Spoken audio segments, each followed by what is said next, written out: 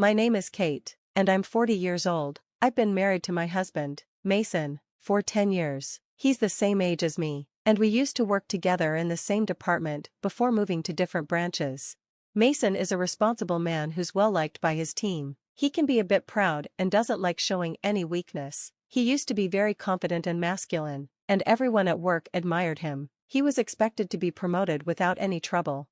I'm the opposite, quiet and shy. I was surprised when he showed so much interest in me since we have such different personalities. After dating for 2 years, he proposed to me with a big bouquet of roses. I had never felt so loved by a man, so I immediately said yes and looked forward to starting a great life together. But then, things took a turn. We ended up living with his parents, which I wasn't expecting. I wanted to say no, but Mason insisted, saying his parents were good people and that they were really excited to have me live with them. I couldn't refuse.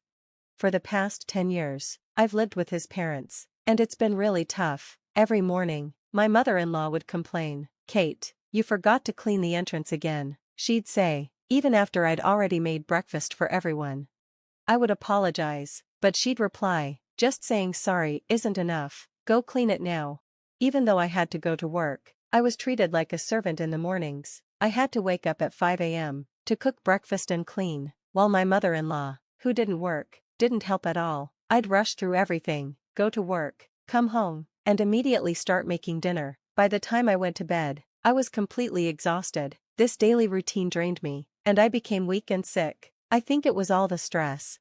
My mother-in-law would continue to criticize me, saying things like, "Do the cleaning properly so the neighbors don't think we're neglecting it." She'd say this while sitting in the living room, eating the breakfast I made.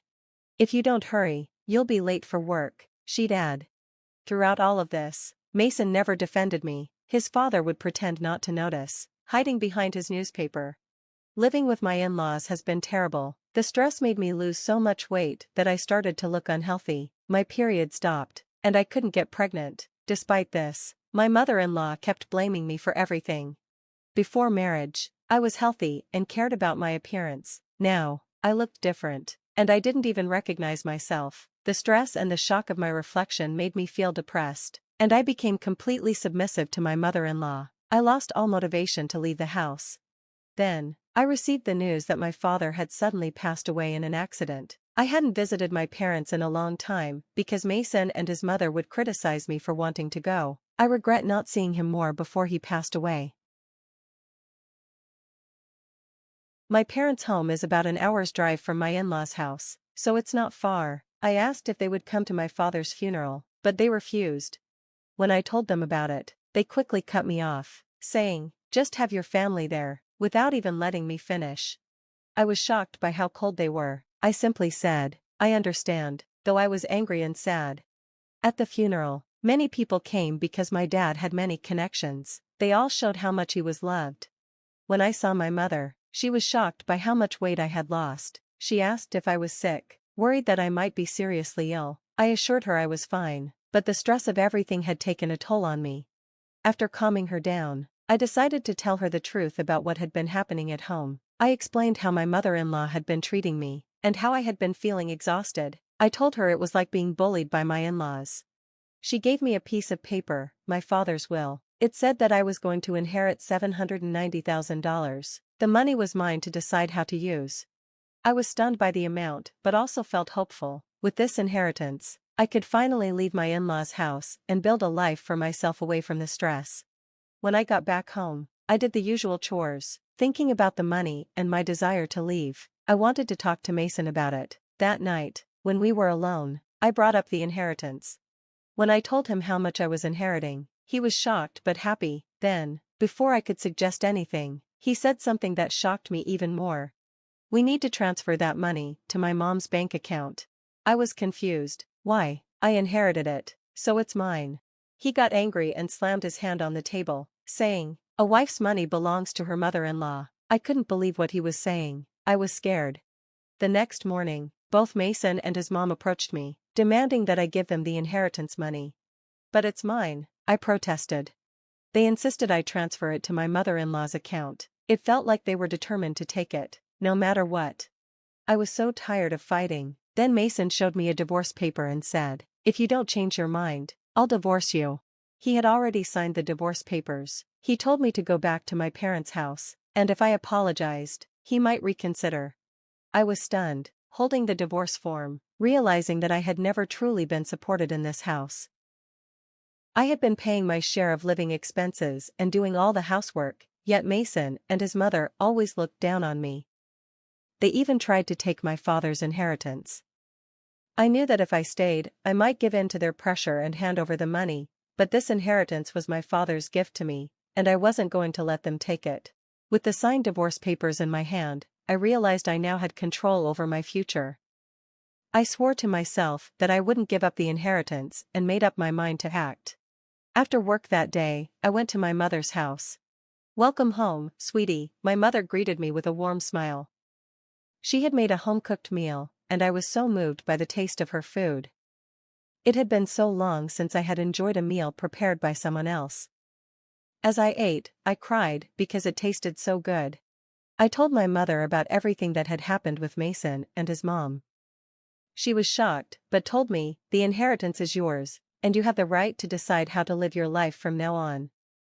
She comforted me as I cried. After staying with my mom for a week, I decided to go back to my in-laws' house. "Well, I'm going now," I said. "Take care," my mother replied. I was no longer afraid of going back. With a clearer mind, I returned to my in-laws' house. Mason and his mother were waiting for me, arms crossed. "Have you thought about what you did?" they asked. "Yes, I'm sorry. Please let me live here again," I apologized, but it was insincere. My mother-in-law smirked. "Then hurry up and give us the inheritance," she demanded. I lied and told them the inheritance process was taking longer than expected, that it could take up to 6 months or more. They seemed satisfied, thinking I would eventually give them the money. As soon as I returned, they started criticizing me for the house being messy. "You didn't do your duties as a wife. Clean up quickly." The house had only been messy for a week, but it was filthy.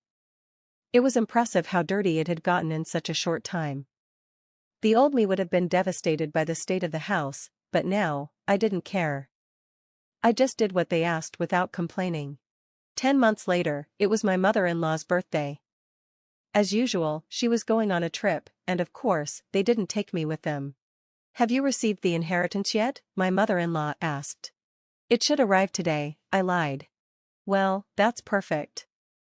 The $790,000 is a gift for my mom. Make sure to transfer it to her account before we return." I knew the inheritance wouldn't arrive so soon, but I didn't say anything. I just smiled and saw them off, saying, "Take care and have a safe trip." Once they were gone, I finally put my plan into motion. I had been waiting for this moment for a long time. They would be shocked when they came back, but it no longer mattered to me. I quickly packed my things and moved out of my in-laws' house. Using my father's inheritance, I built a beautiful new home. I invited my mother to live with me, and we were both so happy to finally be free from the constant stress. That night, we celebrated our new home with a special meal prepared by a chef. The next day, I got a call from my ex-husband. "Hey, what's going on?" he asked, confused because all my things were gone. "I'm not coming back. Goodbye." I tried to hang up, but I could hear my mother-in-law yelling on the other end. "What do you think you're doing? Where are you?" she screamed. "I don't need to answer that. You told me to clean the house, so I packed my things. It's not funny. And by the way, you still haven't transferred the inheritance. How many times do I have to tell you that your money is mine?" she shouted. "I'm single now," I said. When I said that, my mother-in-law went silent. "I'm divorced. I signed the divorce papers Mason gave me. We're strangers now. Goodbye." I hung up, laughing as I felt a huge weight lifted off my shoulders. After that, my ex-husband called many times. When I had the chance, I answered and let him and my mother-in-law yell at me. I recorded those calls to use as evidence of their harassment. I knew it wasn't uncommon for ex-husbands to be abusive, and I planned to report them to the police. The police acted quickly, visiting my ex-in-law's house to issue a warning. It was embarrassing for them, especially since my ex-husband had a high position at work. His colleagues, who didn't like him, spread rumors about him. Eventually, even people from my work heard about it. I told my colleagues, yeah, I'm divorced. The bullying from my mother-in-law and my ex-husband's abuse was too much. I made sure others overheard, and soon, the gossip spread further. My ex-husband's boss heard about it and wasn't happy. "You've got a lot of bad rumors going around," his boss said. "I decided to transfer you." His transfer was to a branch with the worst performance, a remote area with no entertainment or anything fun. It was clear that his career had fallen apart, and there was no chance for promotion anymore. As for my ex-mother-in-law, she was devastated by her son's fall from grace. She became reclusive and eventually developed depression. It seemed she also had dementia and often caused disturbances at home. My ex-father-in-law had to care for her, despite their strained relationship. It felt like justice for everything they had put me through. Now, my mom and I are living happily together. We even started gardening in our spacious yard, something I never would have done if I was still in that house. Gardening has become a new hobby that has brought me joy and health, something I didn't have before due to the stress. I'm so happy to have cut ties with my ex-in-laws and to be living a peaceful, fulfilling life now.